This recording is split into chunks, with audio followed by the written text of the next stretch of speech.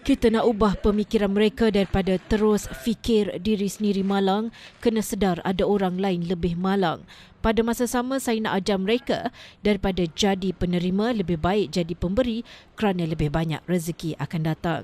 Demikian kata Muhammad Izari Muhammad Iqbal atau dikenali pembimbing individu selepas bercerai mengenai inisiatifnya mengajak peserta bengkel kendaliannya untuk menyertai aktiviti amal dengan menjadi sukarelawan bagi membantu mereka yang memerlukan.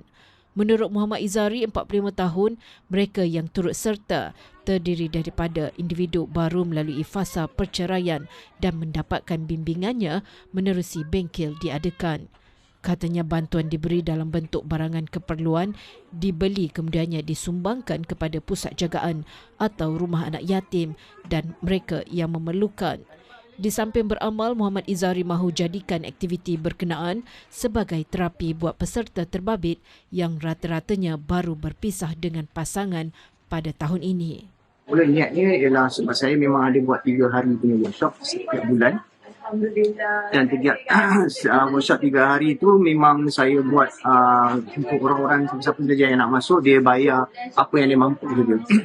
Dan 100% daripada apa yang dibayar, fee yang dibayar tu, semuanya 100% akan salurkan memberi barang-barang untuk keperluan rumah anak yatim ni.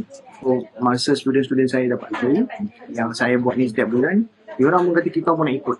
Diorang pun nak ikut. Jadi diorang pun sendiri pun ada salurkan wang diorang sendiri.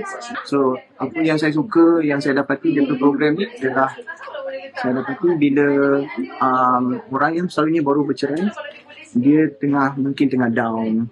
Dia memang fikirkan kesusahan diri dia. Jadi salah satu benda yang kita buat dalam program seperti ialah nak ubah pemikiran dia, kesusahan diri sendiri, biar dia pindah untuk menolong orang lain. Terdahulu dia ditemui selepas selesai aktiviti ziarah dan agihan barangan keperluan ke Pusat Jagaan Amal Ashura di Desa Cofields di Sungai Buloh, Selangor.